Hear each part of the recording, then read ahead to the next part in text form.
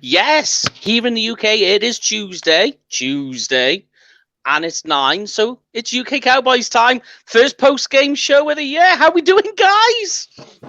I'm actually still half asleep from the actual game from Thursday. I'm still recovering.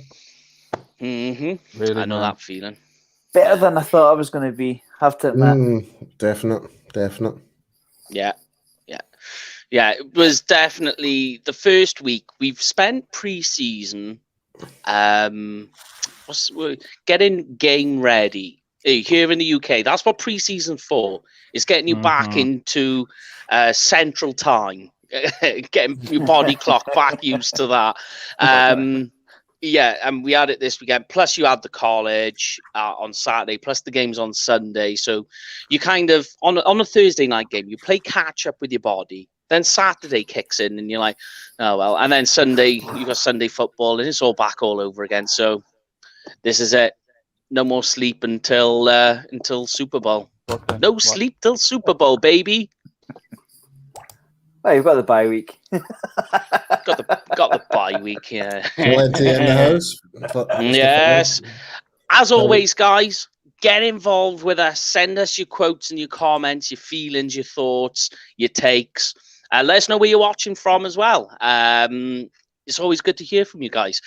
But we do, as always, start every show as we do with the news and updates. So we'll kick things off with that and we'll get the show going.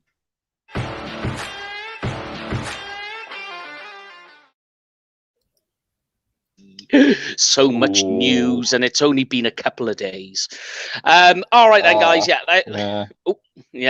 The news is coming in thick and fast. God, so first of all, Richard's on the whiskey already. Jesus. Week 1, and I'm drinking, guys. Week 1. Steady. That's what happened. All right, guys. Just so you know, I'll join you then. I'm not telling you what's in this cup. Yeah. So far, Zach Martin off COVID, good news. Noah Brown back in the building too, good news. But that's about as far as it goes when it goes to the good news. Apart from the Cowboys have added a kicker to the practice squad, the Canadian football kicker we had on the team previously, Lareem Rahul. I always struggle to say that name. There we go. But in other news, Michael Gallup today has been moved to IR, which means that he has to spend 3 weeks at minimum off. But I think with the calf injury, by the sounds of it, it's going to be a lot longer than that. It's probably going to be double that. So not good news. Defensive end, Chauncey Golston as well, calf injury as well. Try and get an update on that. I haven't heard much apart from that so far. And, of course, the big news, the biggest problem of all, La'el Collins on a 5-game suspension. Right, this I've got a big problem with, right? Right. Like, I came in saying it was going to be Ranty Rich, and Paul beat me to it. Oh no! So our good friend Professor O, who is part of Star Gang, made this really good tweet regarding to the whole violation. The rules, yeah. It's like, and five games isn't in there.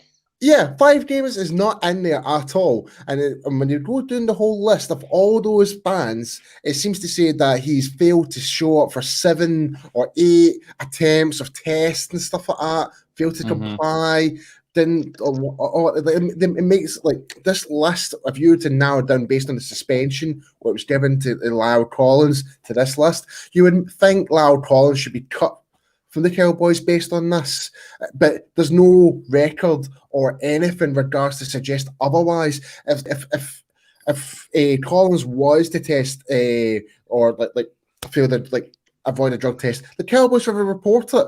We would report it anyway, saying he's failed to comply with this test, he'll get fined for his first violation. No, it's a straight up 5-game ban. Seriously, what the effing fuck? Do you want me to stir the pot even further on this? Go on, this is going to be here we go, right? So since 2019, this is I'm trying to make sure that the numbers are confirmed, but since March 2019, Lyle Collins has been one of the most tested players in the NFL. He's had 109 tests. I just during this off season, right? He got tested, and he's passed 3 tests. He had 3 tests that he went to.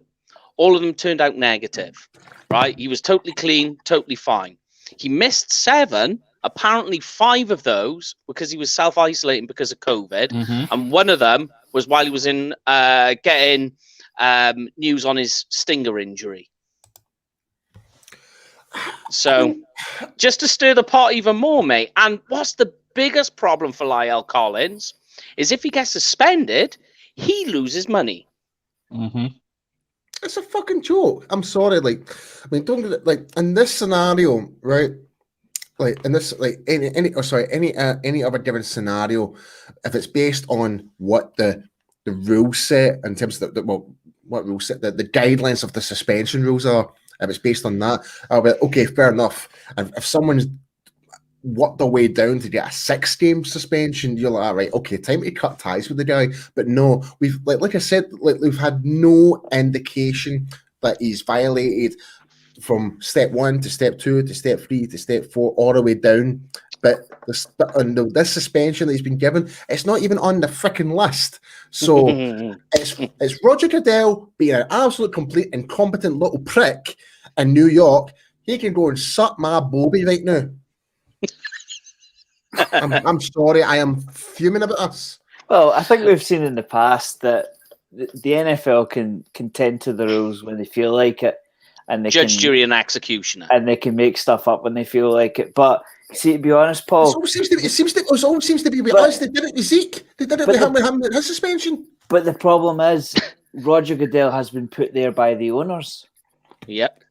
So in fact, last year he got an extension. Of course he did. So I mean,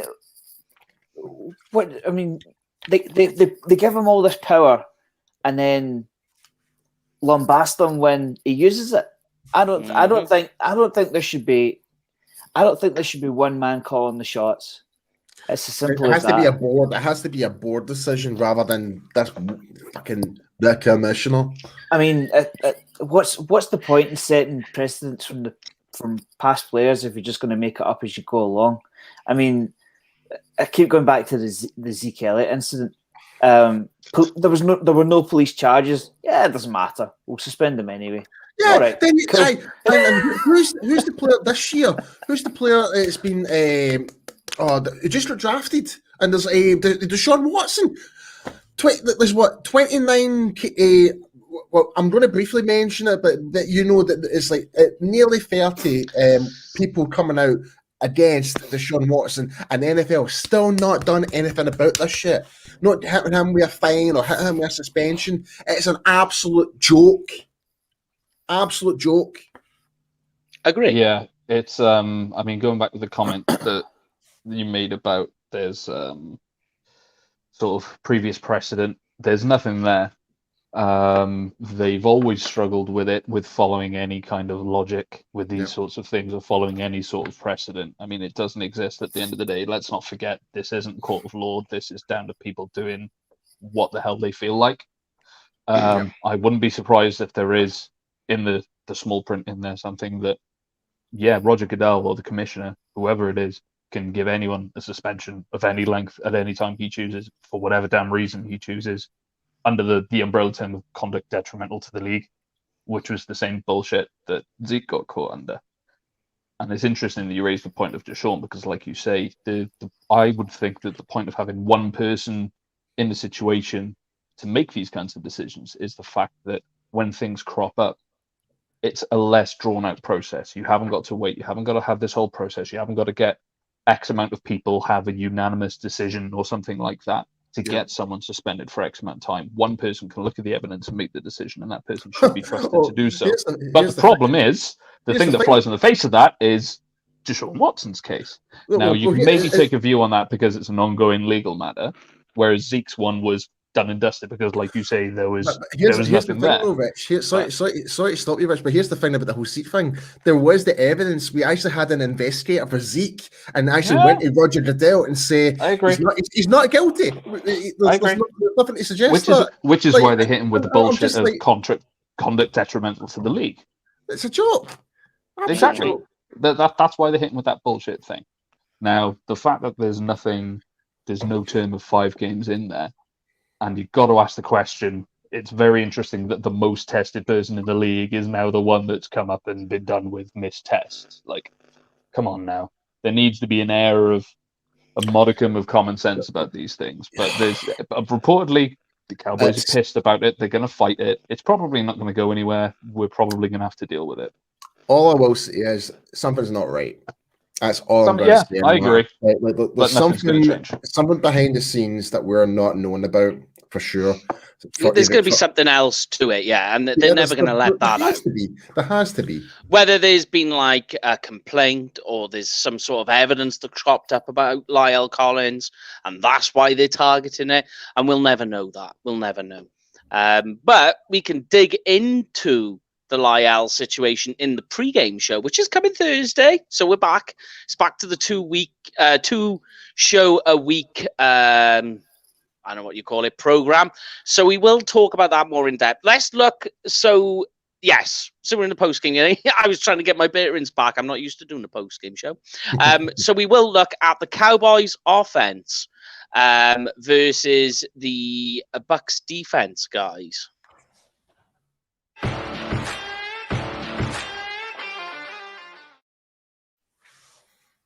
Hokey dokey.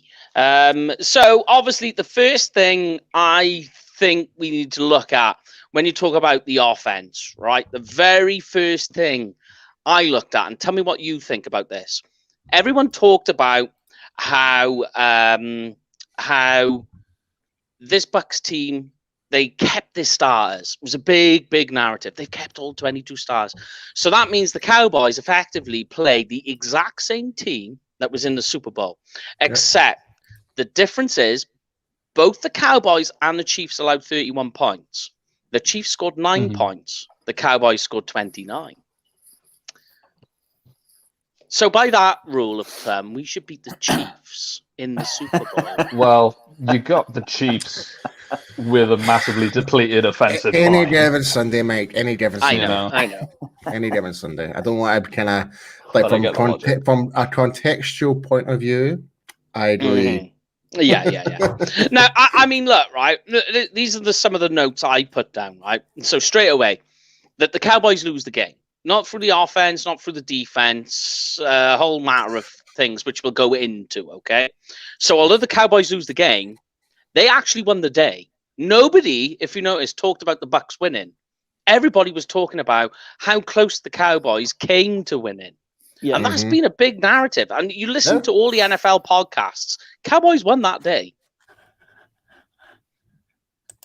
I mean, to go up against the defense that effectively won the Super Bowl and put up 29 points, I think it was very, very impressive. Especially when you consider that they managed to shut down the running game so well, which we'll get onto. But again, you give what the defense gives you. You take what the defense gives you. You know, if they're going to load the box against Zeke, you go on the outside. And it was plain and simple to see that. I mean, Dak threw for 400 yards and 3 touchdowns. So we took that option. We hung in the game. I don't think we were ever more than maybe, was it 10 points we were behind. It was never out of sight. We were always in the game. And we managed to last the Super Bowl champions to a 2-minute offense.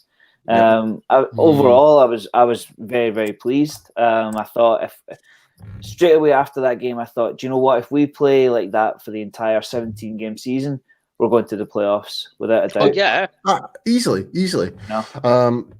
Before I get my take on it, big shout out to Prime, aka Star Guy Nix. How we doing, my man? Always good to see you. Guys, get your comments in. Everything's looking like some good, interesting points coming through so far. We'll get them posted. We'll bring them at the right time. Join us on the whiskey train. Yeah, before we get to talking about Dak, the thing I want to talk about with you guys is the play calling. For me, Kellen Moore called almost a perfect game. Yeah. Mike McCarthy was near as damn it perfect. And we spoke about this in our little group chat when we were talking, that in the fourth quarter, the momentum had swung and the Cowboys were rolling, and it was gonna. We could see it was a close game. And I'm not sure if they had it in America, but over here on our programming, whether it's the same thing or not, the first thing I pointed out and we all started talking about was it went to the Bucks sideline, and you got Bruce Arians, and he's purple-faced, and they're screaming, and you can see them rushing and panicking around, and they looked flustered, and they were panicking. And then it flicked, and it went over to the Cowboys sideline, and you've got Mike McCarthy, Kellen Moore, calm and collected, just calm, focused, and they were all talking and they were all nodding, so they were all seeing the same thing and in agreement. And you just watched it, and you're like, "Now this is something different that we didn't have last year." Yes. That's a great point, Mike. That's one thing I noticed as well when I was watching it, and I think that even the commentary team that were broadcasting it, Troy Aikman even made the comment. Was it Troy? Was it Troy Aikman's comment? No. It was Collins. Yes, it was Collins. That's what I meant. Sorry. Yeah.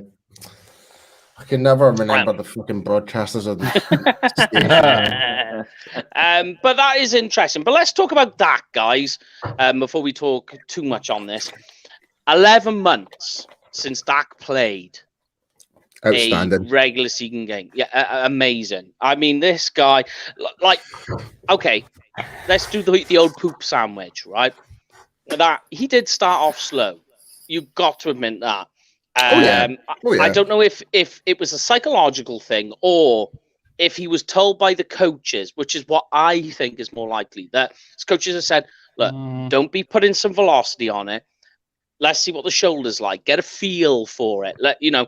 Once you've done that, start sticking some spice behind the ball. Because you look at it, and and just before the half, you started to see him throw in, and there's a lot more good throws and very comfortable. He looked quite comfortable, and like as if he was out of his own head, perhaps. And you could see there was more velocity, and those tight window throws were coming in. I put it down to the first live ball he's thrown in 11 months. Quite simply didn't play the preseason, so he's not going to come out and drive the team down the field. Well, possibly he could have driven the team down the field, but you can understand why he didn't. I mean, here's the thing, Graham. Like a bit of ice on the shoulder. Yeah. Basically, what Dak did was pretty much the close enough version of the drop-in magic touch, but we kind of expected Dak to be slow starting, because like you just said there, he's not had one preseason snap at all. So we kind of knew that, but by God, he definitely got the ball rolling as the game went on. Mm-hmm. Yeah, no, definitely. And look, I'll put it this way: that I've seen a lot of throws. Some of the best throws I've ever seen: Brett Favre, Peyton Manning. But I'm going to tell you now, and this is not me being a Homer Cowboys fan, one of the best throws I have ever seen a quarterback throw was Dak in the fourth quarter to CeeDee Lamb, and it was called back because of a Tyrone Smith holding call. Yeah. But that dime, I mean, that had to be, and I'm talking inch perfect. Like there was no giving that pass whatsoever, and it had to drop in just right, and it did. And I sat there, and the hairs on my arm stood up. I was like, "Oh my dear Lord!" And when you see a pass, of that in the drive as well, let's not forget. Yeah, you've got to have the guts to do it, and you've got to have the confidence, as well as the confidence from your wide receiver to make it. And CeeDee Lamb did. It's just unfortunate that time. If that pass had been made, people would be talking more about that today, at the moment, and like how incredible that throw was. It was immaculate. For me, Dak is already kind of proven why we've given him this long-term contract. For him to just even come back from 11 months to pull out that type of performance. And here's the thing, right? And this is, I'm going to have a go at the media, right? They're talking about, oh, Brady this and Brady that. I'm sorry, but when you look at the stats, Dak outperformed Brady pretty much. Yeah, he did. Yeah, but we're not hearing much praise about Dak from the general media. It's all about. Oh no, they are. Not from the Skip and Shannon from day two. Oh, why'd you even bother with that? I thought we were crap? talking about media, not. Yeah. Not true. No, they are talking a lot about it and about how he's back, and there was a lot of narrative about, oh, what's the shoulder going to be like? What's the ankle going to be like? He hasn't done any preseason, the brain and all of this, and he just comes out and just gunslings. Yeah, 400 yards in his first game back in 11 months. I mean, I think there was a stat that came out. It was like Dak in his last 4 actual full games over 400 yards. First in NFL history. First in NFL history. Yeah, that is 4 and 5. ridiculous. A ridiculous stat to like not even Peyton Manning or Brett Favre even achieved that. That just comes to show how what we've got here is potentially special. Like don't get me wrong, I think Dak is fantastic. I think he will be our golden child to get us to the Super Bowl. I really do. He's the quarterback here for the rest of time until Absolutely. he proves otherwise. 100%. Absolutely. If you think people are definitely now starting to wake up to the fact that short of just going on a nice winning stretch and making it to the playoffs and winning games in the playoffs, people are starting to clock on now that Dak does deserve to be in that conversation when you talk about elite quarterbacks. Oh yes. Oh yes. You can put him in there almost. Yeah, well, exactly. That's literally the only statistic that you can put on him and say that's the reason. Like, if you're going to cling to someone and say he's not elite because of this, that's the only thing you can do, realistically. Yeah.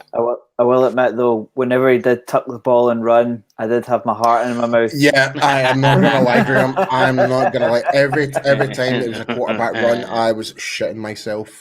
I mean, there was only, to be fair, there was only 4 of them, but every single one you struggled with. Yeah, 100%. And it's going to happen. But then after that first one, I was like, okay. Like, after the first hit, after the first round, I'm like, okay, that's fine. Yeah, we're out of the way. It's okay. Let's go. But that's exactly why those kind of players are dying out, though, because you don't want your 40 million quarterback taking hits from linebackers. It's as simple as that. That's why the Cam Newtons of this world are starting to diminish. Kyler Murray being the obvious example because he's just incredibly quick. But the mobile quarterback's been told to stay in the pocket a lot more nowadays, I think. This is the difference, though. Dak actually has the skill repertoire to be able to stay in the pocket and still make plays. That's the difference, I feel, between him and a lot of the other quarterbacks. He's a lot more reliable. He's a lot more accurate. He's better suited to that. But if the only way out is to run and to tuck the ball and run, he's going to freaking go. And if he needs a somersault over a line, he's going to go do it. There's no two ways about it. He's more growing than anything still. It's because he's built more like a linebacker than anything else. That's a lot of it. But let's look at his best pal. And this has been a bit of a controversial subject this week, Zeke. A lot of people complaining. I'll be honest, I don't see this being controversial at all. I'm with you. I'm with you. I've been defending Zeke all week and the decisions. I do understand the argument that you need balance. I do get it because it's about keeping defenses off their toes. Apparently, Kellen Moore has said that he came out and said, look, there was over 20 plays where we had called a run and Dak checked out of it. Well, that obviously is because of something that he's seen through his week of reviewing tape. That's why he'll check out of it. And the big thing that I looked at was the run blocking is one thing. That he was asked to block 9 times during this game.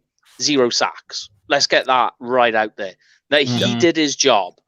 The other thing to look at is him and Tony Pollard, they did an extension to the run game by going to the short passes because a lot of the success, if you look at the run production, and I brought it up. I was reviewing it this morning.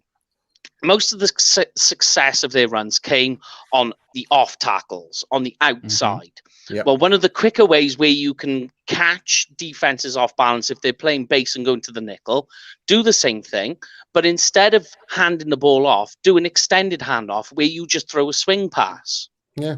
And that is exactly what they're doing. The ADOT of Zeke and Tony Pollard was -2 yards.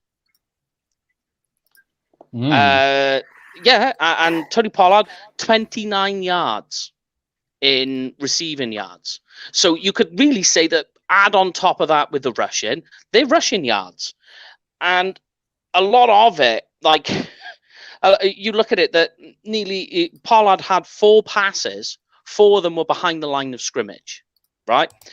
Zeke, on the other hand, when they did go to the run, a lot of people are talking about this.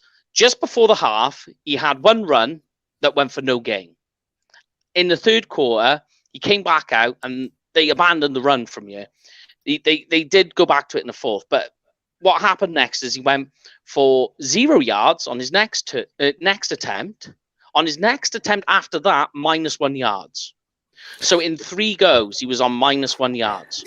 Yeah. So then they went, okay, because they were trying to take it up the middle. And the middle was not working. So what you do is you go on the outside, you flank it. There you go. Yeah, breaking news: the guy, the Buccaneers have these guys called Devin White, Levante David, and Shaq Barrett, and they're actually pretty good. Don't forget Vita Vey. Yeah, and Indomitian Sue. Pretty good on my fantasy team as well. Guys, here's the thing.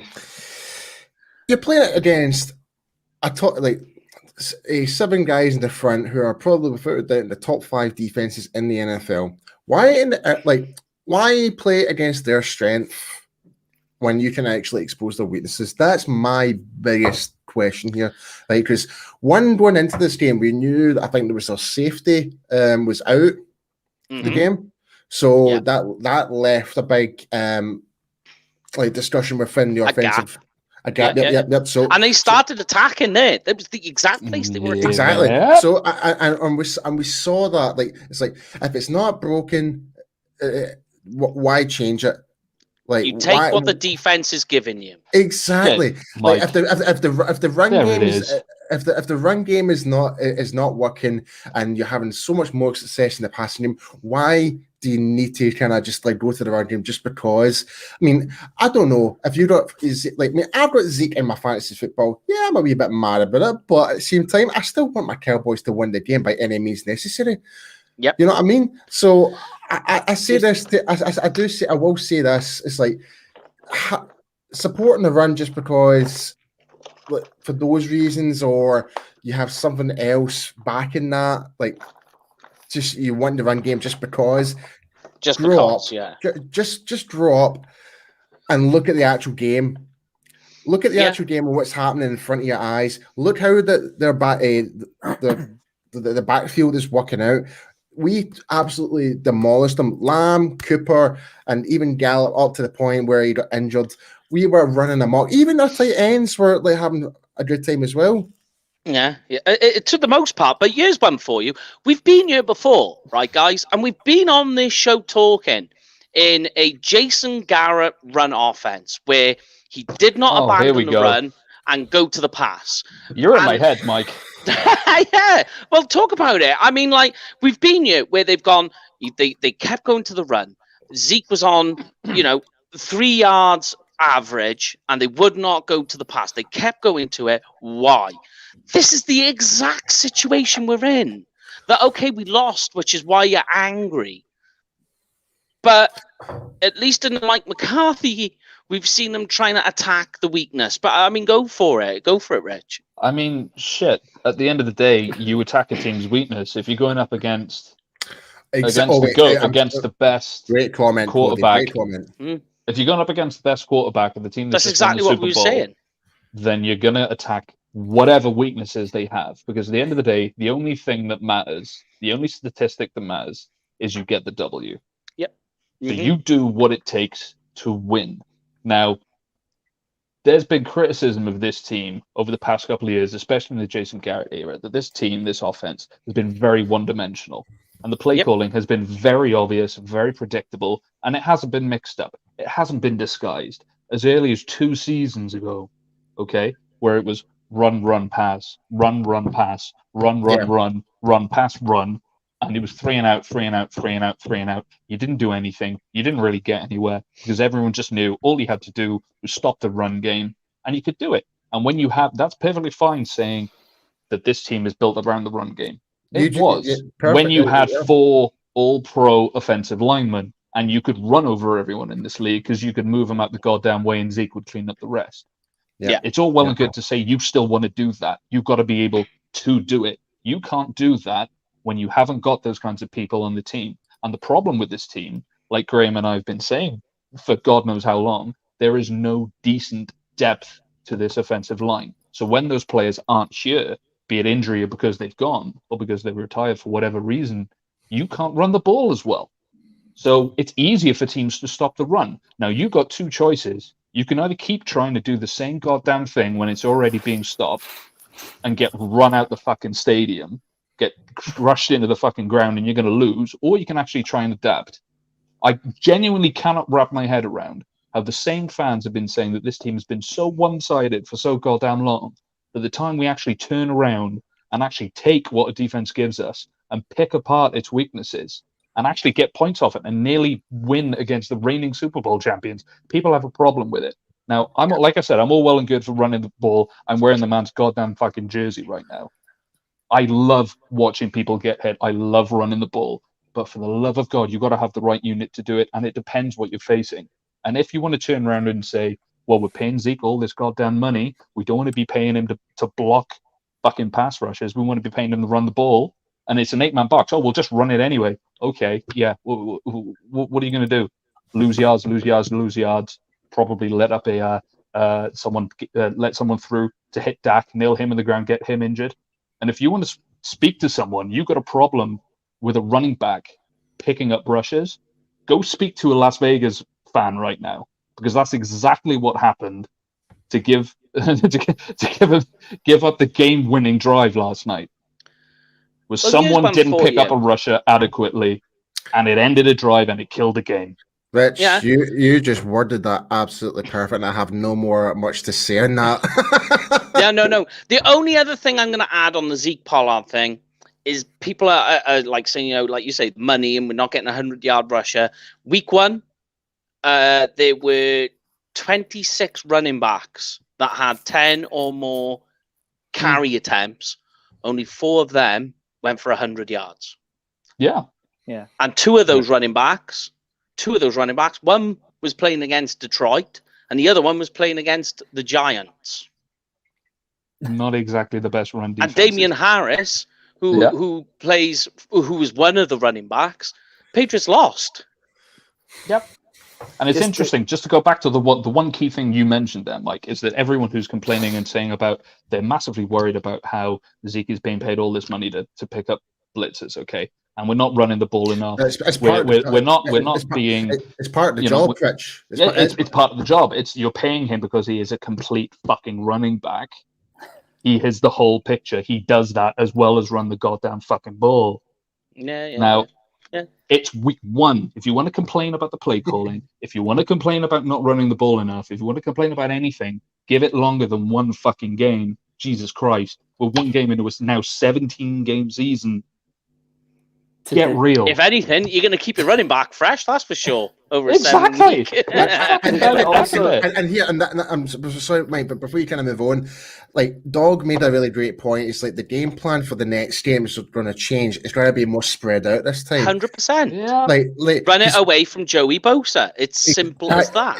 Yeah, exactly. So we're going to expect to see Zeke more involved in this next game, but we're still going to see some pass attempts because we know that this is more for the pre-game show on Thursday. But I will say this. Is you expect to see more run because their secondaries are more step up than their whole front line and the D line. And Michael Gallup's out. Yeah, so there's that. Not to keep on with the Zeke and the play calling, but I don't know what you guys thought about the the shovel pass from Dak in the red zone, and Zeke. I know Zeke what you mean. Quite risky. He was out to the left, mm-hmm. and he got the shovel pass. So they put him in the position inside the red zone to lower his pads and drive into the end zone. He caught the ball, went to the left, delayed, and then went right to the back, and he ended up on the dart. He didn't. I mean, what more do the play callers need to do? They put Zeke in a position with, I think it was a cornerback in front of him, and he didn't get it done. I'm not saying anything against Zeke. I like Zeke Elliott, but I'm just saying that he was put in the position, and it was a field goal rather than a touchdown. And the only thing I will say about that is that was on Blake Jarwin. It was. I will say that. Let's go to the tight ends then, and we'll come back to the wide receivers. Okay. That on that golden goal, I know what you're talking about, Gray. But the issue for me was that was Blake Jarwin's fault. He didn't even need to make a blow you out the boots block. He just needed to get in the way. He just needed, but he didn't. Blake Jarwin stayed there. He didn't even move.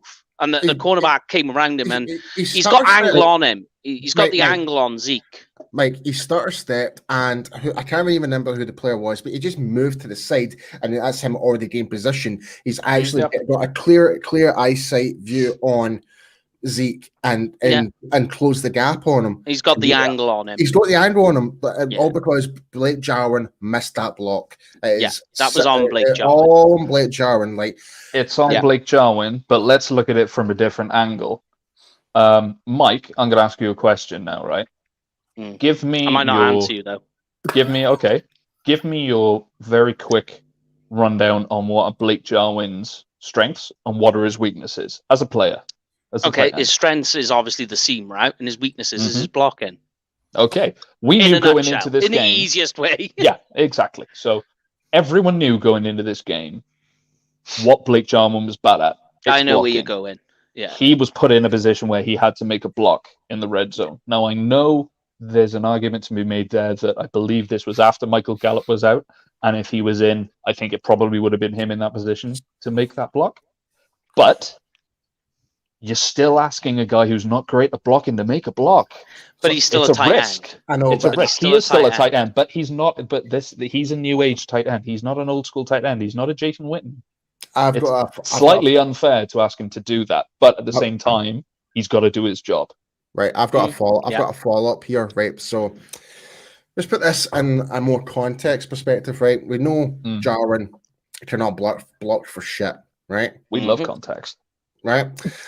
We love context. Why didn't we just swap the alignment of Schultz on the outside and Jarwin on the inside, so Blake Jarwin can actually block the guy from the inside, and Dalton, who is a much better blocker, would actually probably do a more effective job blocking the guy that made the tackle? That's my question. It's like what playing like but they were playing the weak side, weren't they? Basically, yeah, pretty much. If you look at it in a roundabout way, they were playing... I think that's why you just kind of. I think they were more focused on the interior side, like, and then flow to the weak. Yeah.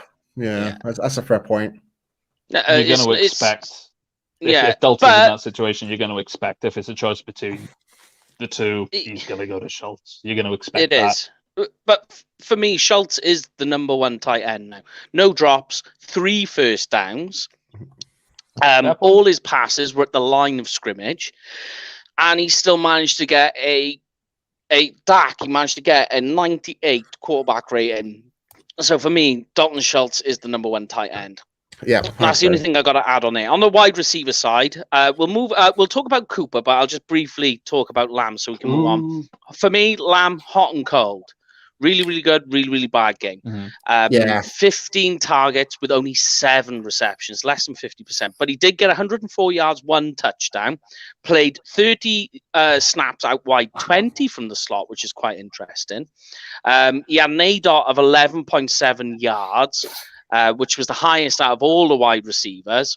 He had a long of 31, but he did have 2 drops, allowed 1 tip pass for an interception, and got a quarterback rating of 64.3. So not his best game. Hot and cold, in some respects, and Lamb would agree that it's the drops that are becoming an issue for him.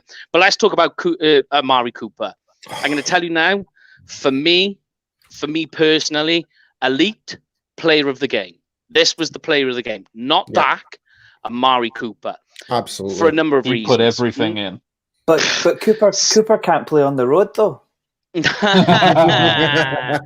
Man, I'm telling you, what's quite funny is there was a narrative on Cooper as well before the game. He's been injured all off season. He's played. Guys, look, Spanish Cowboys. Hola. Gracias. Now, for me, Amari Cooper, 17 targets, 13 receptions, 139 yards and 2 touchdowns. 39 out wide, 23 from the slot, and an ADOT of 8.8, right? He managed to get 139.1 quarterback rating. Insane. Almost perfect. When Dak was targeting Amari in this game, he was near as damn it perfect. But the thing for me that was like the most critical thing, there was one particular, it was on 3rd down. He was instrumental. And there was one where he made that 3rd down catch, and I think the drive ended on a field goal.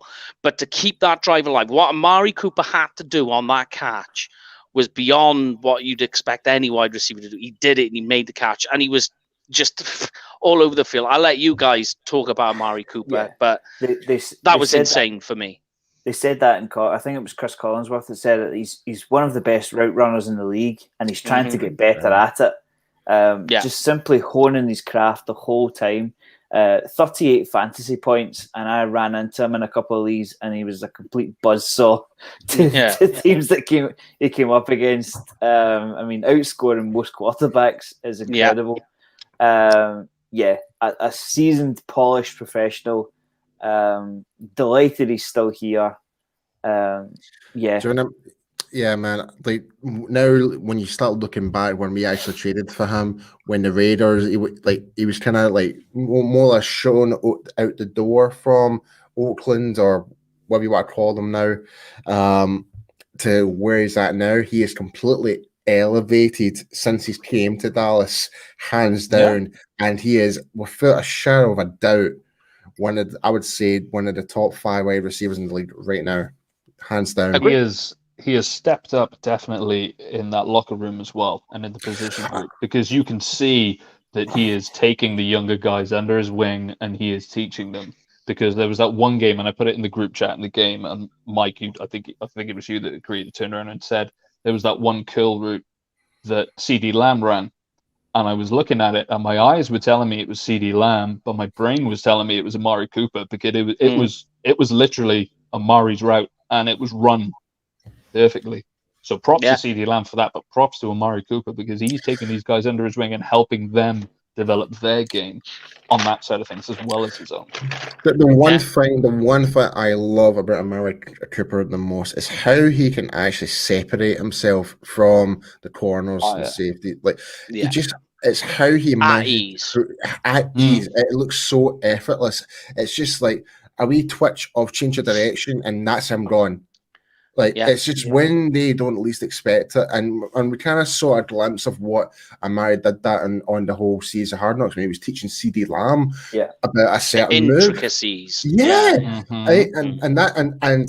one thing to add on top of that as well is I don't know if you guys might remember, but he made a comment in the media is like, I feel like I am one of the best receivers in the league. Love it, but it's like, but I've not actually achieved that yet. Yeah, I need to prove it. But it's more like a humble.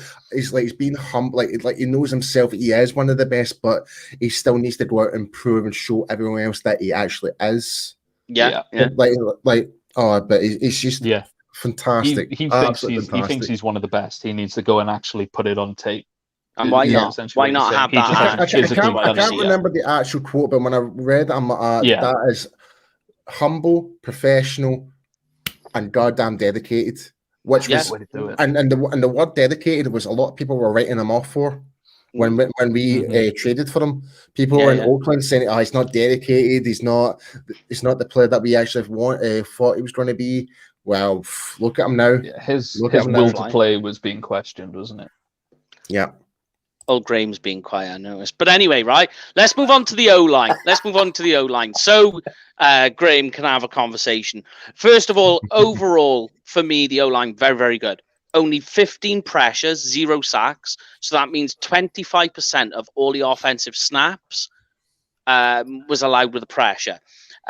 For me, Tyron Smith, apart from the hold, was amazing. Lyle Collins had 3 pressures, but both of them back, good as ever. Good to see. But let's talk about Connor McGovern. Yes. Operating under difficult circumstances, was up against Vita Vea and Ndamukong Suh. Hands up here, right? Connor McGovern was against Ndamukong Suh. How many times did you hear his name during that game? Maybe 3. I didn't hear his name. Memory. It wasn't many. I remember hearing his name, but it was not that often. The only name that you heard was Vita Vea, and that was on Connor Williams. Vita Vea was the main one you heard about. It was Vita Vea. Yeah, you heard a lot of that. Yeah, and he was mostly up against Tyler Biadasz. And Biadasz, but and Biadasz had a bad day, but he was up against, like, when you're talking about Vita, you're talking about an extra special athlete. The guy is non-human. He's a freak. He's an absolute specimen. But here we go. Let me give it to you, right?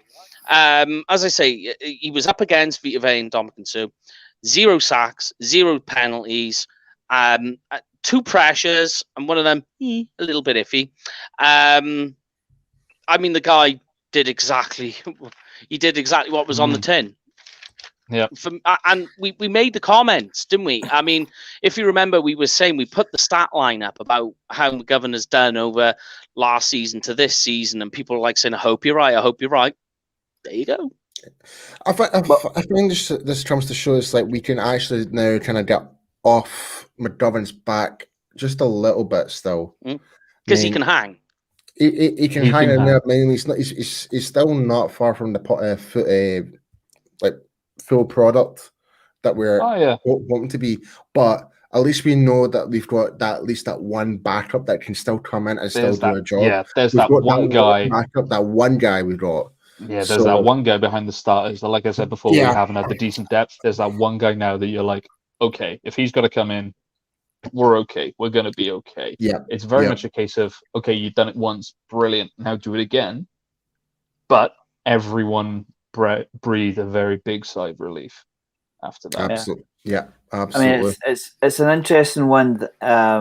For viewers that don't know, Jerry Jones was asked today about the right tackle position, and it's Terence Steele that will start at right tackle, which to me says that they still see McGovern as the backup, because in that case you either flex Williams or you flex Martin out to right tackle and replace as fit. To me, Connor Williams had a couple of rough penalties that stalled our drives a little bit. Is it insane that we see McGovern at left guard? What do you guys think in our next game? No, I think it's going to go the way, like they say, put your 5 best out, but I think it's going to go Steele. Like a lot of people are saying, this is a funny thing that people are forgetting, is that, Zach Martin, he's back off COVID. Brilliant. In he plugs. Is he 100%? Well, the guy he's just had COVID. Yeah, okay, he's tested negative, but how does he feel health-wise? Yeah. Which may be the reason why he's not getting kicked out to right tackle, and you're leaving. Martin does not want to play. Martin doesn't want to play. No, he doesn't. He has come out and said he doesn't want to play. I know he doesn't want to. And in all fairness, I don't blame him. But in a way, even though he looked great when he did play in right tackle, but if it was me, right, me having played the line, right, I played left tackle. But if I was moved inside and seen someone else doing the role that I was supposed to be doing, it would put me in a more uncomfortable position. I feel like I'm having to do 2 jobs at once to kind of oversee him and whatever that. So it'll be like Zach Martin will have to do, if he's playing at right tackle, he'll be like more focused on whoever's playing his position and guard You know what I mean? Yeah. So it's the whole psychological perspective from that. Like, it Ooh. won't be. Sorry, I didn't mean to interrupt you. I Oh. just noticed the time and we haven't got to the defense. Oh no! This is going to be a shit. big show tonight, man. We've got a lot to talk about. Should we get First on one to the back. defense? Should we get to the defense? Oh yeah, Yeah, go I think for we it. should. All right. Let's do it.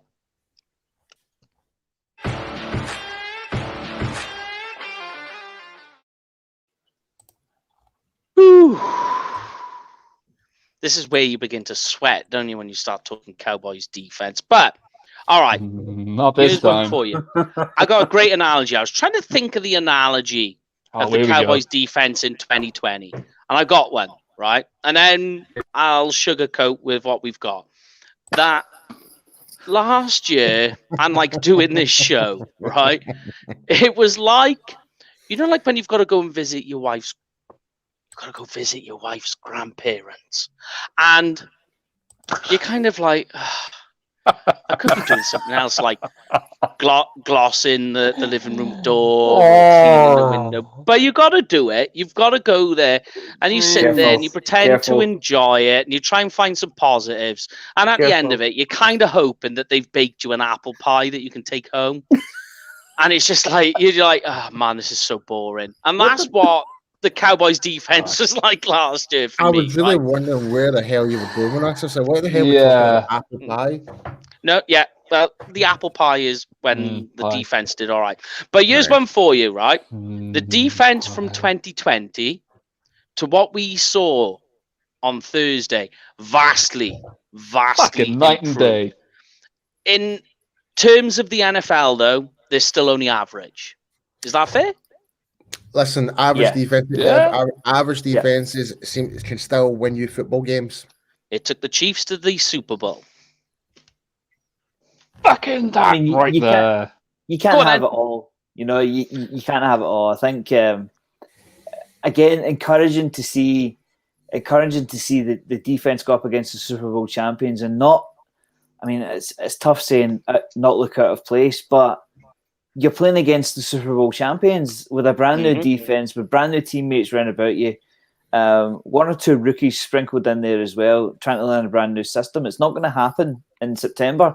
The earliest we can judge this defense, I would say, is the start to the middle of October.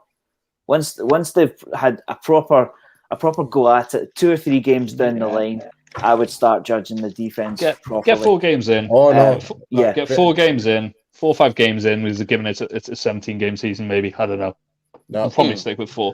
I'll disagree with you in that one. I'm going 1 game earlier. It needs to be the Eagles game where they really need to step up big time. Oh yeah, 3 games in, 3, and you know what you've got. Yeah. But here's a funny one: is that I made notes, although like I was trying to read what I'd written because I was doing it. By the way, in case people in America don't know, that in the UK the game kicked off Thursday at 1:20 a.m. and finished just before about 5 o'clock in the morning. No, Friday. Friday morning. So 5 a.m. Fucking hard, yo. That shit's hard to stay awake in. Put it this way, right? It's been a while since I see that time in the morning. And like when it turns into a passing game like that, the game ends up being really long. It's nearly 4 hours long when it's a passing game because you're just like so you just run the ball more, please. But like what I put is the Cowboys team is a very good team, and they're not great. The Bucks team is a great team, which is why they won. Very good teams that turn great are the ones that can grind out that win in those dying minutes. But for me, the team has a lot of room to grow and to progress.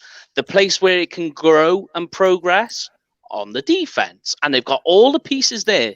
They're all young, drafted last year, this year. You know, you can go back to the LVE draft as well. These guys have got room to grow into it, and that's where they'll become a great team if, you know, they become what we projected, what we're expecting of them. But to start off, let's go to the defensive backs. I'm going to go back to front. Yeah. All right. But I'm going to give a nice note first of all, right? Going back and checking the analytics, all right? So Donovan Wilson, Trayvon Diggs, and KZ, they went for a combined allowance of 39.6 quarterback rating, which is phenomenal. Wilson and Diggs combined together allowed a 0 quarterback rating. Yeah. That's pretty good. Jordan Lewis, Anthony Brown. Is this the Cowboys' safety position we're talking about here? I mean, come on. I fucking said it in preseason, man. This safety position's going to fucking change. This is where it went wrong. That's just without Malik Hooker as well. We're talking. Without Malik Hooker and Israel Mukwamu. Wow. Which is, I still don't understand the Mukwamu inactiveness, but okay, fair enough. We'll go there. Jordan Lewis, Anthony Brown. Are you ready? This is where it gets stingers. Oh, here we go. These pair allowed for a total of 152.1 quarterback rating. There it is. Nearly perfect for Tom Brady when he targeted them pair. The big one, Anthony Brown, we projected this. We went through it in the pregame show, and we very specifically talked about this matchup, and it came to fruition. Maybe the Bucks, Bruce Arians was listening to us, and we kind of scooped things up. So it's almost like it's almost like we do kind of know football a bit. Hey, what are we on now? We're on like show 133. We're bound to get a hot take right sooner or later. Yeah. Like, I wouldn't call myself an expert. I don't go down there and watch players practice all day, but we've watched a bit. We know what's going on. The only thing I want to ask you guys is question marks, yeah. That look, Diggs was he completely shut it down. Mike Evans, 6 targets, 3 receptions, 24 yards. He got 2 first downs and a 60 quarterback rating. Bear in mind, Diggs got the interception as well. Shit, so they found him then. They found Evans then. He was found safe inside, the Bucks locker room after the game. Think about this. Because that man fucking disappeared. It's like Houdini. Think about this. How many people would have drafted Mike Evans in like the second round of fantasy drafts? The guy put up practically an egg. Go, oh my God, I'm going to go Mike Houdini Evans. Yeah, let's fucking take that guy. In fairness, jokes aside, guy's a good player. He just got shut the fuck incredible. Down. That was a fucking outstanding display by Diggs. It was tremendous. It was. And that's Diggs. Diggs was up against him and did that against Mike Evans. And this is in his sophomore year as a cornerback. It's insane. It's an insane thing to look at. But the only thing I'm going to ask you, Jordan Lewis plays a lot from the slot, was having some issues. Anthony Brown was a little bit of a mismatch, mostly on the outside. But would you, at that point when things were going wrong, would you have put a guy who's been absolutely phenomenal in the offseason, like Maurice Kennedy or Nation Wright? Yeah. Kennedy mainly from the slot. Kennedy is a slot cornerback. Yes. I legit still don't understand how Anthony Brown got the bloody go-ahead to be pretty much the starting cornerback too. I'm like, we knew this was going to be the outcome. Seniority.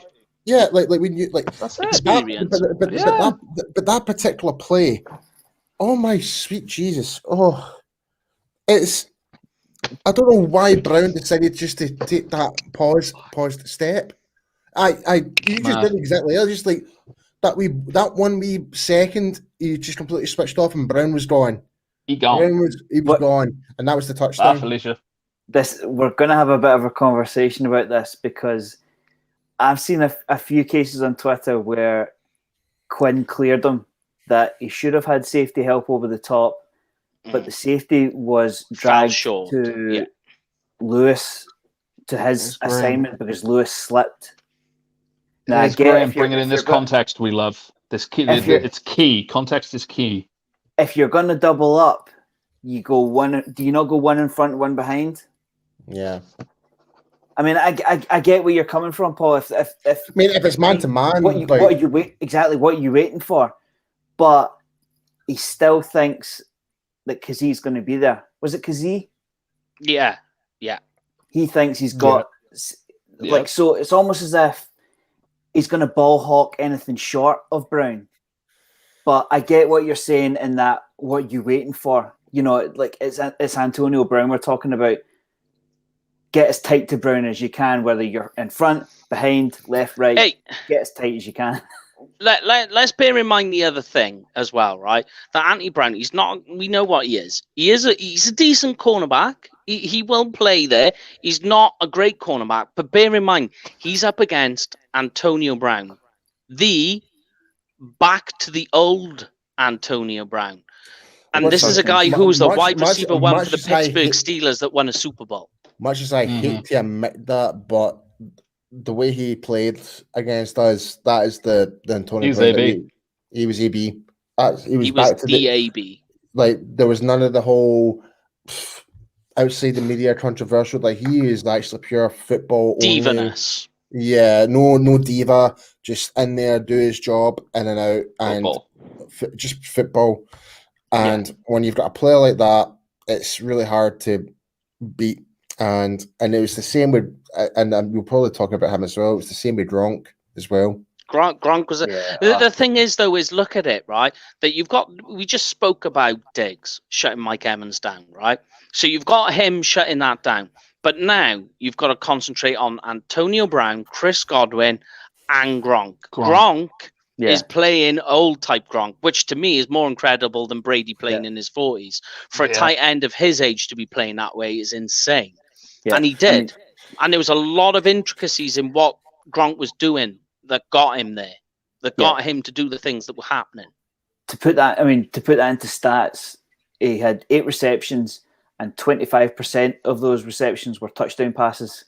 Yeah. So they know. He may have lost a step or two, but in the red zone, he's still got it up there. And him and Brady have been doing it for years, and they could probably do it with their eyes shut. They know where to put him. It's very deliberate. They know where to put him. They know where to line him up. They know if they line him up opposite Tank Lawrence, who had a very good game, but if you line him up, we'll talk about Lawrence, that now.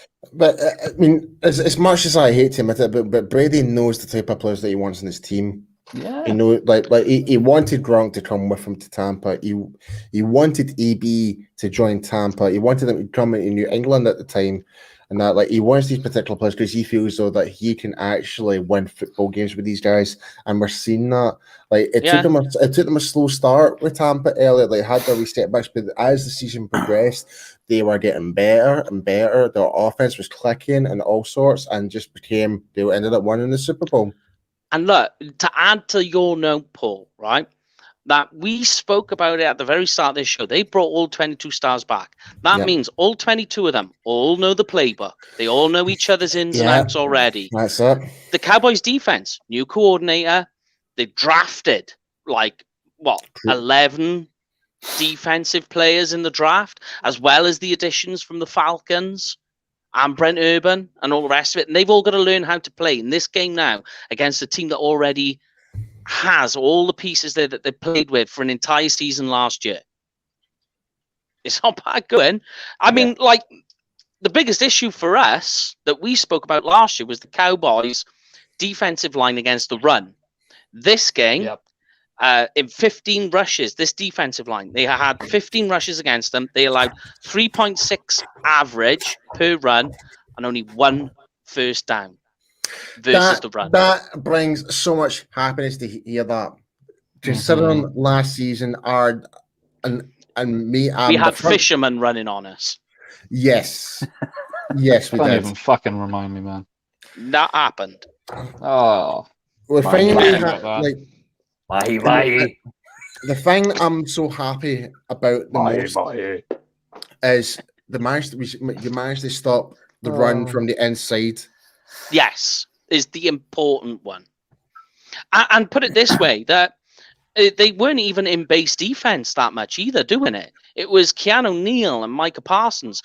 To put things into perspective, I've written it down here somewhere, that Jalen Smith and LVE were on the field. Jalen Smith, out of them pair, had the most snaps on defense, and he had 14. Yeah, I think Jalen and LVE, like, out of the core players, they had the least amount of snaps, and I think Parsons had like over 50. Oh yeah.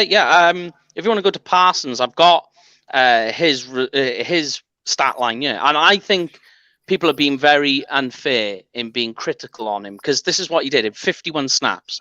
He had a 71.9 defensive grade, which, by the way, great. He had a 71.9 defensive grade. Well, I'm saying it's great. Yeah. Well, of all the rookie linebackers in the NFL, he was second. That was second. Yep. Second, yeah. Savion Collins was number 1. I know, yeah, he did have a good game, mate. But Parsons had 3 quarterback pressures, 5 tackles, 2 tackles for a loss, and he was targeted 7 times and allowed 5 receptions. Yeah, out of all those plays, with him playing like over 50 odd snaps and being targeted only 7 times, that just comes to show that Brady sees him as a major threat. That just comes to show. He did attack him for a bit, and then he realized. He realized very quickly. You go watch the breakdown of Parsons. Parsons playing this game. He is everywhere. He sees and notices everything, even the little shifts and the little things here and there. He picks up on, and he moves, and he sheds people, and it just blows past people. It's ridiculous the positions the kid's able to put himself in, and it's his first game in the NFL. I'm not particularly. Was he on dot as well? Was he on dot or not? I'm not entirely sure. I don't have to go back and check. Guys, can we talk about D-Law and how? Yeah, okay. Let's move on to that. Let's move to Tank. Fucking Tank. For me, defensive star of all the players, including Diggs. This was the player. But go for it, Paul. Right. So we've like me and Graham especially have been like the biggest criticizers of D-Law in recent time, but but in this game, like I don't know if it's just down to the scheme or whatever or not. It's his first game back from injury and that, but he looked quick. He looked focused. Like the amount of disruptions he did and pressures on Brady to make him. Oh man, I can't. He was there all the time. Like I mean. I'm trying to remember. He didn't get any. There was no sacks recorded, was there? But he had a few tackles for loss. I've got his stat line if you want it. Everything, the full shemack. In fact, hit me with it. I'm trying to remember. The big and you can talk about it because it is insane, right? So at D line, Tank had the most success, especially versus the run. Right, versus the run, 4 tackles, 1 forced fumble. Run wise, he allowed 0 yards. Right. That is Tank on his own. The Dallas team as a whole on defense versus the run, they had 4 tackles, 52 yards, and as a team had a 63 defensive grade against the run. Tank, 96.3. Jeez. Not bad. Not bad. He was better than the entire Cowboys team combined.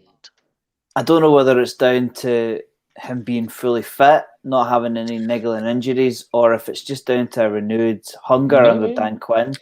But that's what I'm thinking, mate. Like, the Dan Quinn thing is the thing you picked up on the most. In all fairness, when we had I can't even remember a fucking shoddy defensive coordinator from last year now. What's his Mike Nolan? To be fair, if you were playing under Mike Nolan last year, would you be depressed playing D-line? Come on. I would need to figure out what I was doing first before I could be depressed. There you go. Right, here's one for you. Everything has turned round on that side of it. Everything has. Here's a good one for you. Now, when I was going through it, Tank, defensively, he was the best player in that game, especially versus the run. The next best 4 defensive linemen in that game all played for the Bucks. So the top 5, only Tank is in there. Yeah, because I mean, I would say if you were to put it as a top 4, it would have been D-Law, then Vita, then it would have been JGP, then it would have been the Dominican Sue.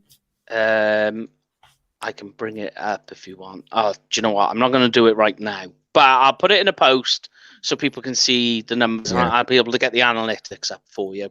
Yeah, remember put context in it. Yeah, I just want to put context as best as I can in a tweet. I just want to reiterate the Cowboys front 7 held the Super Bowl champions to 50 rushing yards. Yeah. Yes. Just want to highlight that again.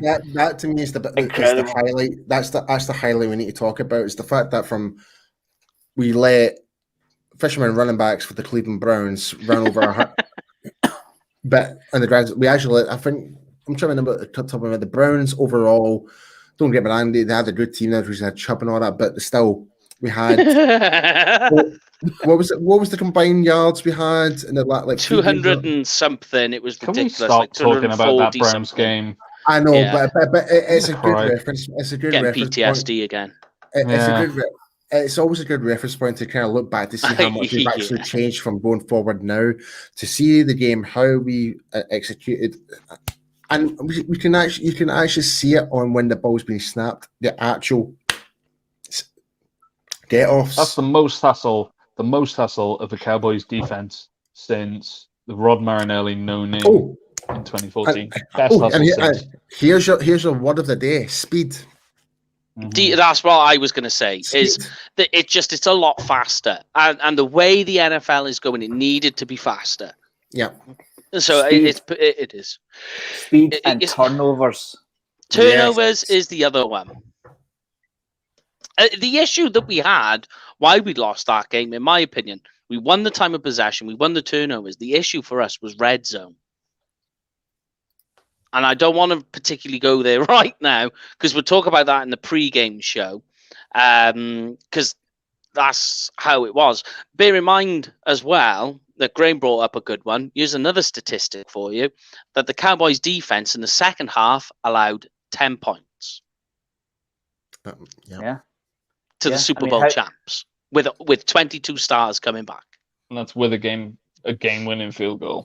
And when you think how many times last season were we 14 points behind before we even started? How many? We were almost ahead at halftime. How many times did we start our second half slowly?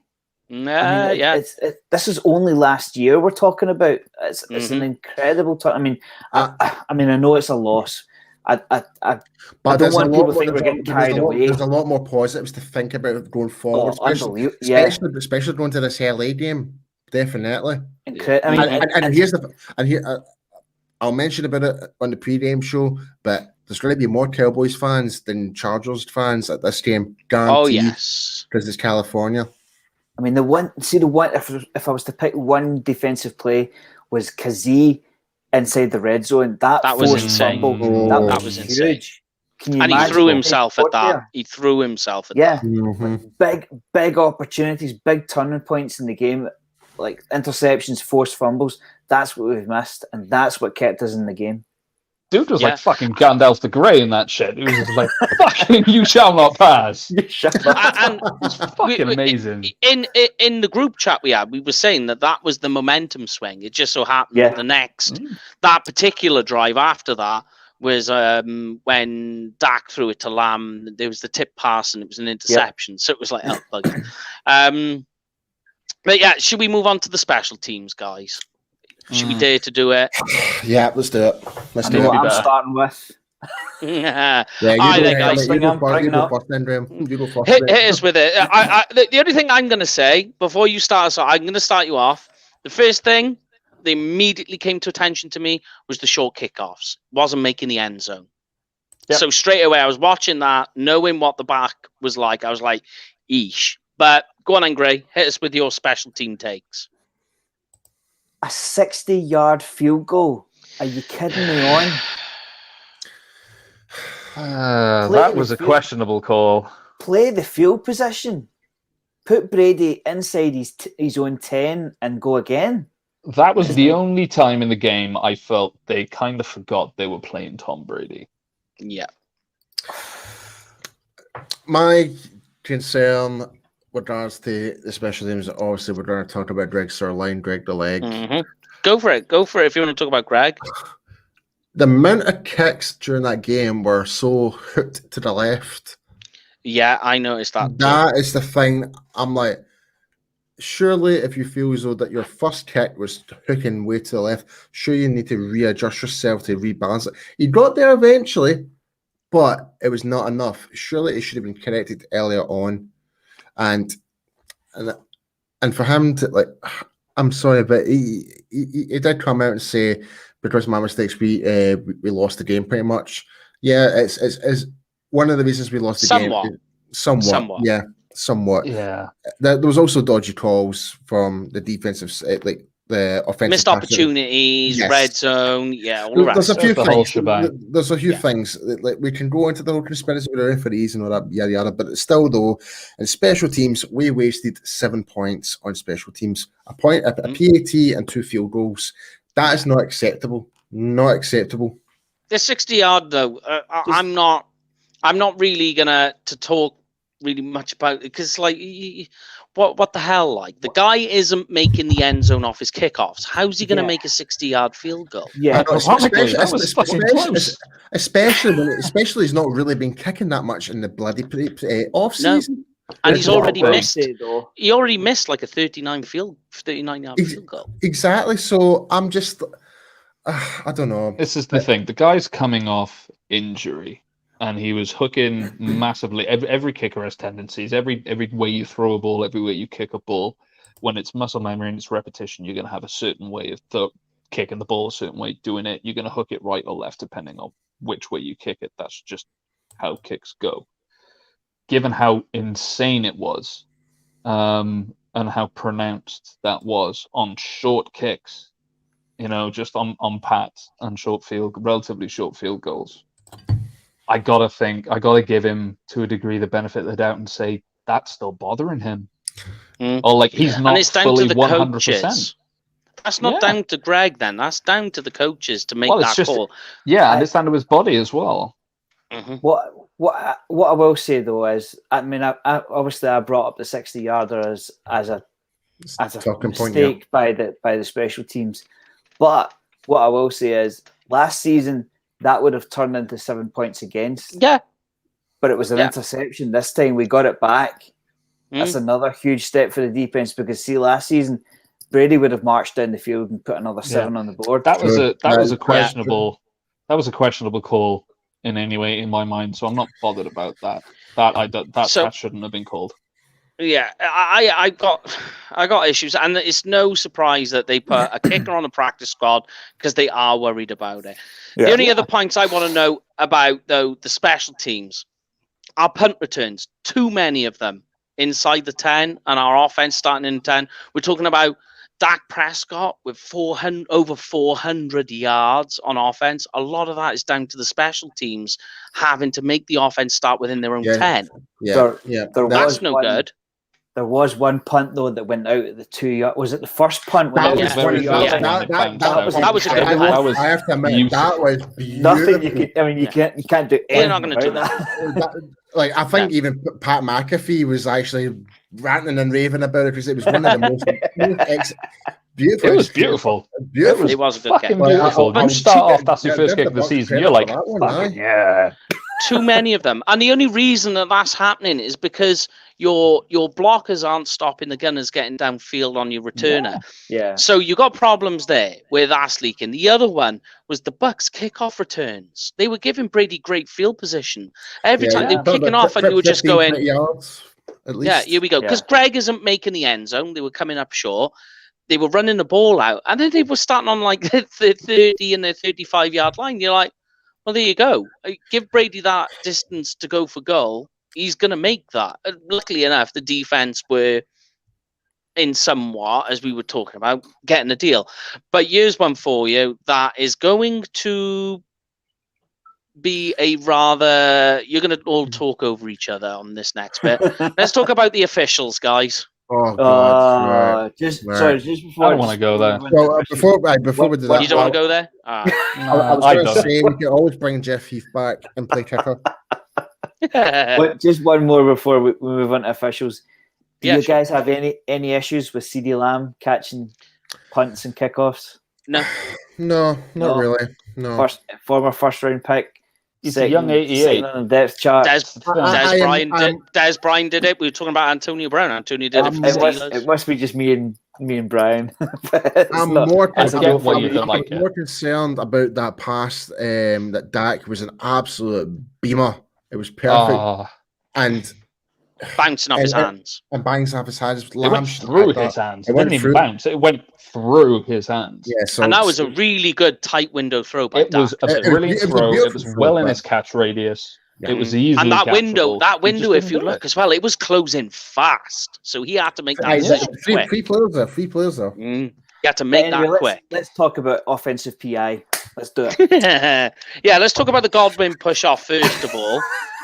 This is after exactly 1 year when Michael Gallup versus the Rams got an offensive pass interference called against him. Yeah. So it's like in 2020 we get a call against us. In 2021 it doesn't. For you guys, was it OPI or not? Yes, absolutely.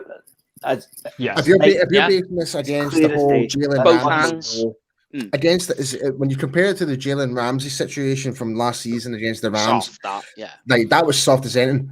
It could not even be more blatant if that was the case. If that's based on how the officials are giving out penalties, it should have been flagged, hands down. It should have been offensive pass interference. A lot of people are saying about the jostling, and that I do agree with that. If you've both got an arm on each other, etc., okay, then it's 1 for 1. It's ticky tack. It's gonna be hard to call. But for me, it's when Godwin put his second hand on him and pushed. Once you've done that, that's it. Yeah, you've done enough. I don't understand. I don't understand why these things aren't challengeable. They're not allowed to in the 2 minute drill. I don't get it. I mean, but it should be. It's about time, isn't it? Think of the things at that point in the game. At that point in the game, that's the thing. The 2 minute window is the more likely chance you want to challenge something because it's like the end of the game. You know. I mean, see if they're not sure, go and have a look. I mean, you're talking about. I mean, every win and loss counts. If they're not sure, can they not go and have a look themselves? The previous players under review. How often have you had that? Yeah, this is the thing. Is that the problem? I think with.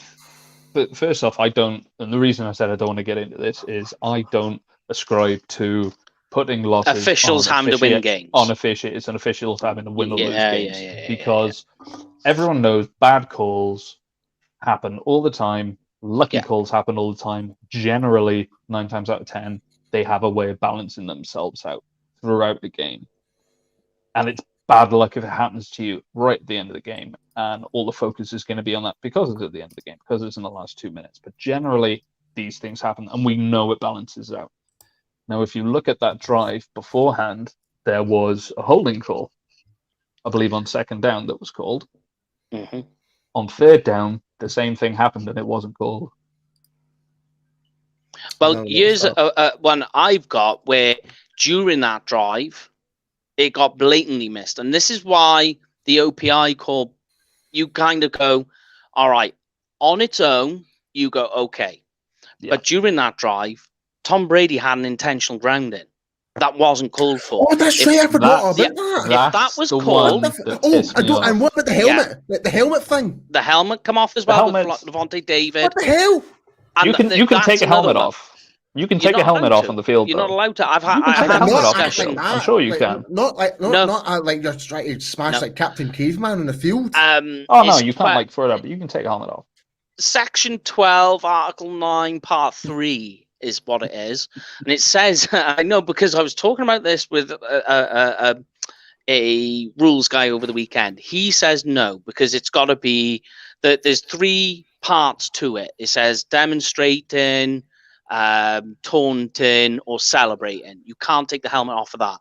Well, to me, it falls under demonstration, that he's taken his helmet off in demonstration. And it also states in one of the rules, you cannot take your helmet off until you reach the sideline for 2 reasons. One is for safety, because you don't want to take a knock to the head from somebody else wearing a helmet or whatever. And the other one is all about the speed of the game, to keep things flowing. So you're not spending ages trying to get your helmet on. Here's a crazy one for you. In 2018, our very own Keanu Neal on the floor, injured with his Achilles injury, he took his helmet off and he got flagged a 15-yard penalty for taking his helmet off on the field. That's genuine. That's interesting. Correct me if I'm wrong, with the whole intentional grounding, is that not because he wasn't doing it to avoid taking a sack? No, it doesn't matter. You're not allowed to if you're in the pocket. I thought that was the rule, though. If you're in the pocket and it's to avoid taking a sack, then it's intentional grounding, is what I thought the rule was. Yeah, no, it doesn't matter. If you don't want to take the sack, no. You then throw it out of bounds, but you cannot throw it into the field while you're in the pocket to an area where there isn't a player, your own player. That's intentional grounding, and that got missed.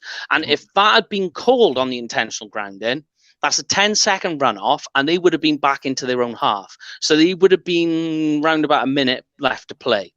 There's nothing to say that this is Brady and that you wouldn't go down the field and still score anyway. But if you was to say the intentional grounding was called, and then there was the push off as well, they would never have made it then, which is a bit iffy to say because we're not Mystic Meg. But this is the thing, is the way I don't like talking about it, because it's very shoulda, woulda, coulda. You what? Sorry. I'm saying it wasn't exactly fucking clutch from Brady to win the game. It was like it was literally was the help from the officials that actually brought him to that position. Good luck again. That luck. It really was.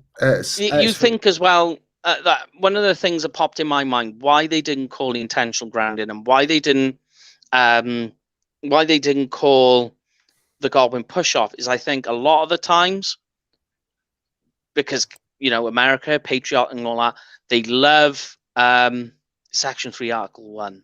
No, I think it's slightly changed, but it doesn't matter what the number is. But I think there's a lot of patriotism and that Brady is, that quarterback, so officials give him a lot more leniency.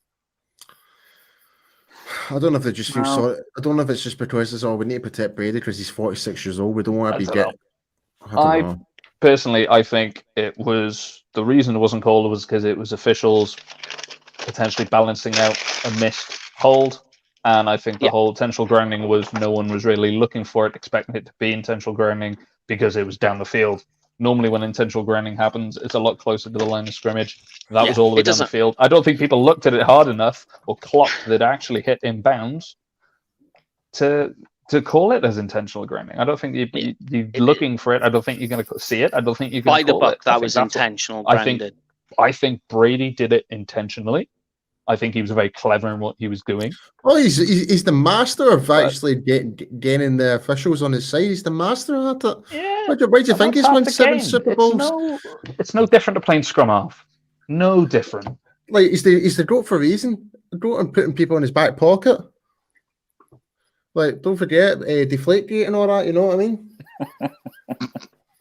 I still think the worst one was the no call on the offensive PI, because I mean, not 2 years ago, it cost the Saints a trip to the Super Bowl. That's right. That too. Sean Payton could not throw the flag. Everybody in the stadium, everybody at home, everybody around the world knew it was offensive PI, but because he couldn't throw the flag.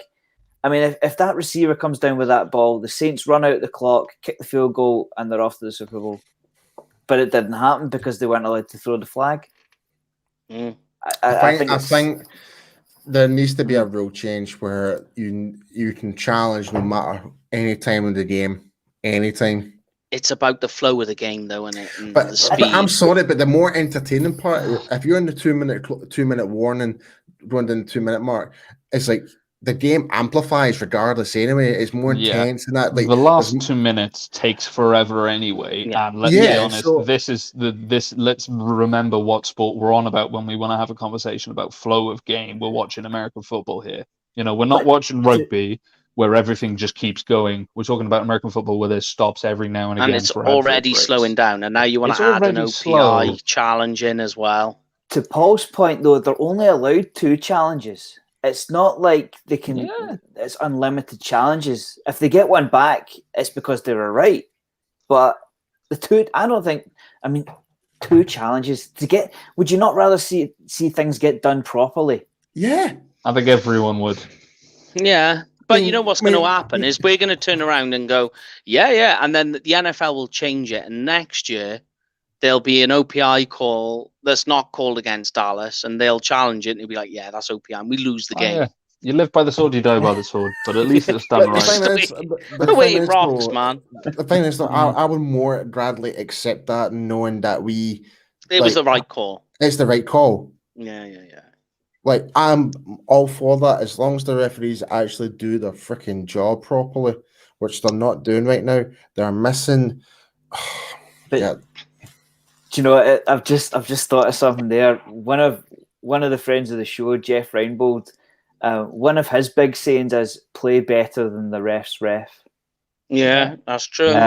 So just for balance, I need to throw that in there as well. Just for I'm with you. I agree that if Greg Zerline makes the kicks, if Blake Jarwin makes that block, and Zeke gets the touchdown, we're not worried about what the official called. Yeah, that's true. Don't let the officials have to determine the game. But guys, for this week, for our first post-game show, so that's when we got another 16 of these, so plenty of time to go yet. That is the end of this one. Now, we do have to give a shout out to our sponsor, which is Cowboys Experience. They were actually in Tampa, and they got some big stuff going on for the first home game, which is in a couple of weeks. Yeah, but make sure there was the big Kenny the Shark dance off that was happening. Yeah. We were actually on call with him. Me, Jamie, and Lorne ended up going on call with Barry. They were, needless to say, fairly happy. I don't want to say why, but they had obviously been drinking beverages that put a smile on their face. But make sure, guys, if you are going to go to a game, book it through Cowboys Experience. They have tailgate parties, all the game day packages, stadium tours. And if you use the booking code UK Cowboys, what happens, guys? You get free stuff. Go on, Rich. Right, this is fucking easy, right? This is easier than looking at a defense that's got a bad secondary or got weaknesses on the secondary and knowing that you got to pass the ball and not run it. All right. He's winding up. He's actually winding up. Use the code. You get free stuff. The only way you could be more stupid than not doing this is by being an Eagles fan, and they're fucking thick. Zing!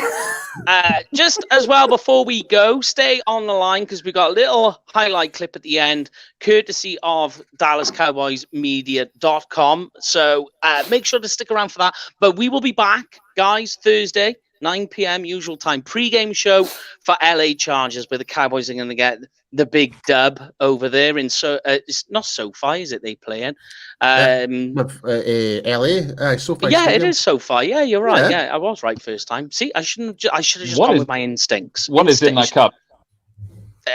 Not instincts. So yeah, we'll finish off with a highlight show for the week, and we'll see you guys all on Thursday. Stay safe, guys, and I'll let these guys finish it all off.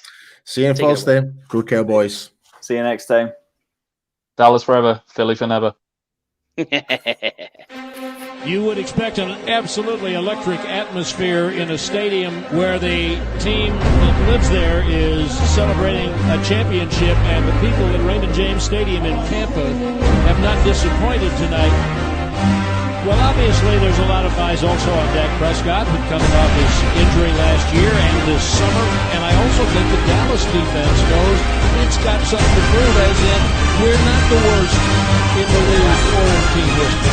1st and 10 from the 21. They're going to run Jones on the right side. Oh, the ball might be out. Hold on a minute. Big scramble. Who's got the ball? Randy Gregory came away with the ball. That's the kind of play that'll turn that stuff around.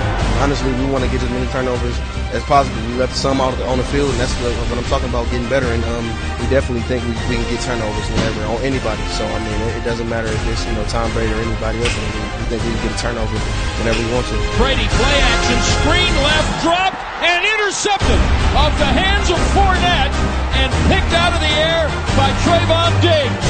Brady in the right flat of screen pass to Godwin. He bounces off a tackle, fumble the ball, recovered by Lewis in the end zone. He's running it out of the end zone to the 10 and taken off his feet when he ran into Diggs. There's a few Tampa fans worried right now. We're trying to work ourselves to be, one of the best receiving corps in the league. I played a part in us just continuing being down by the drops that I've had, but you live and you learn, and I'm definitely going to learn from this and just try to be better for the team. And they fake the draw to Elliott, and they throw it left, and another drop by C.D. Lamb at the 33. Wow, C.D. Lamb had the drops last year.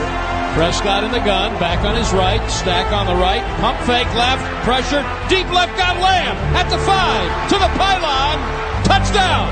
Prescott's first touchdown since last October. Perfect strike to C.D. Lamb. Miss so much about this game that just brings me so much joy. Miss that feeling that sparked up in me and the fire that it had. Back goes Prescott, deep ball down the right side, he's got Cooper on the right side of the end zone. I think there's a lot of good that can be taken from this. I know we played well enough to win. If I do my job, we win that game. So I feel bad for the guys in there that played their ass off, and I didn't hold up my end of the deal. 31-yard try for Zerline, his first field goal of the year from the right hash. The kick missed wide left. Snap is back. There's the kick. It's low, and it's short. Zerline's extra point hit the left upright and bounced out. Ponder that.